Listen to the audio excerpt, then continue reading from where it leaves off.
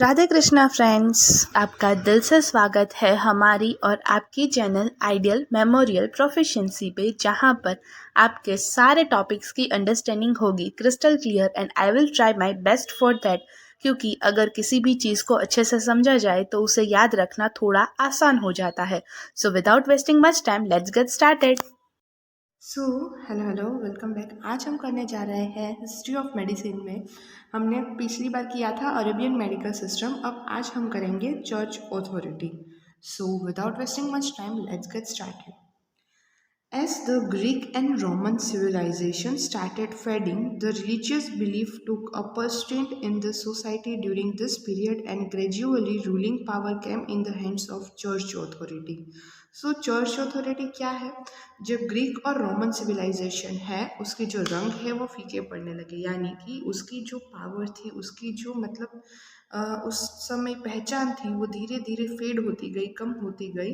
तो जो religious belief है उस उन्होंने सोसाइटी में अपर स्टैंड ले लिया उस समय पे, एंड ग्रेजुअली जो रूलिंग पावर था वो चर्च अथॉरिटीज़ के हाथ में आ गया।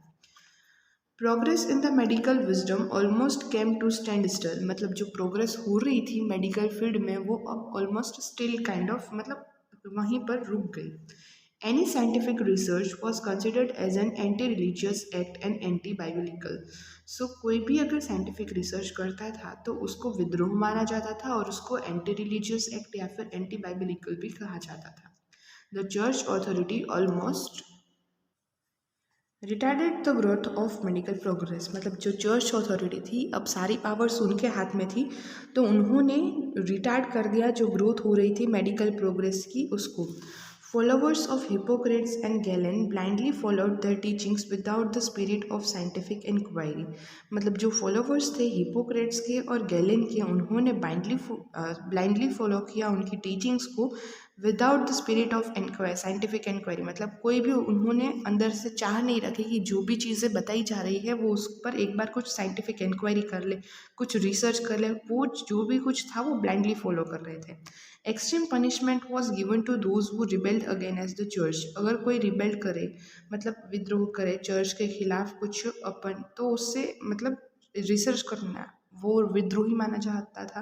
तो अगर कोई रिबेल करे अगेंस्ट द चर्च देन उसको एक्सट्रीम पनिशमेंट दी जाती थी, जैसे कि Michael Servetus a Spaniard was burnt alive because he discovered pulmonary circulation which was against the traditional belief। तो ये जो माइकल सर्वेटियस था उन्होंने पल्मोनरी सर्कुलेशन को डिस्कवर किया, इसीलिए जो ट्रेडिशनल बिलीव्स के अगेंस्ट गया ऐसा माना गया और उसको बर्न्ट अलाइव मतलब जिंदा ही जला दिया गया। The father of modern anatomy, Vesalium, was severely punished because he dissected the human dead bodies to remove the myths of that time। तो जो फादर ऑफ मॉडर्न एनाटॉमी है विजेलियम, उनको भी सीवियरली पनिश्ड किया गया था क्योंकि उन्होंने डेड ह्यूमन बॉडीज़ को डाइसेक्ट किया था उस समय भी, उस समय की जो भी मिथ्स थी उस सबको रिमूव करने के लिए, तो उसको वो चीज़ के लिए पनिश किया गया। William Harvey was criticized and troubled by many because of his discoveries of systemic circulation which was against the belief of that day। William Harvey थे, उन्होंने भी सिस्टमिक सर्कुलेशन के बारे में डिस्कवरी की और उसके लिए भी उनको बहुत क्रिटिसाइज़ किया गया, उसको बहुत दिक्कतें झेलनी पड़ी क्योंकि वो भी अगेंस्ट द बिलीफ था उस समय पे। But the investigations of such pioneer prove the importance of scientific inquiry, लेकिन ये सारे साइंटिस्ट थे, उनकी जो भी इन्वेस्टिगेशंस थी वो प्रूव करती है कि कितना इम्पोर्टेंट था साइंटिफिक इंक्वायरी को जारी रखना। Efforts of such great personality paved the way for the science based on evidence and investigations। और इन्हीं लोगों का सब कुछ झेलने के बाद जो एफर्ट्स है ग्रेट पर्सनालिटीज़ के, वहीं साइंस को एक अच्छा रास्ता दिलाते हैं through proving them through evidences and investigations. People started realizing that the scientific inquiry is the only way to understand the nature and its true. फिर लोगों को समझ में आने लगा कि जो साइंटिफिक वे है वही एकमात्र ऐसा रास्ता है जिससे हम नेचर और उसके रूल्स को समझ सकते हैं। The Renaissance period came as an age of reasoning and helped to improve the knowledge of men based on scientific investigation। अब जो ये Renaissance period है उसका मतलब है कि सबसे पहले Renaissance एक फ्रेंच वर्ड है जिसका मीनिंग है रीबर्थ, ये रिप्रेजेंट करता है एक ऐसा पीरियड जो यूरोपियन सिविलाइजेशन का माना जाता है कि यूरोपियन सिविलाइजेशन जब से आया वो पीरियड, तो वो एक एज ऑफ रीजनिंग यानी कि जहाँ पर लॉजिकल बातें हो रही थी उस प्रकार से वो पीरियड आया। And help to improve the knowledge of men based on investigation the church authority gradually lost its power and hold on scientific investigation. जैसे जैसे इन्वेस्टिगेशंस की इंपॉर्टेंस लोगों को समझ आती गई, जो चर्च अथॉरिटी के पास पावर था वो उन्होंने लूज़ कर दिया।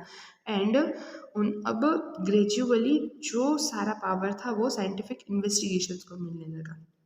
Paracelsus is the another physician who was born in 1493 in Switzerland.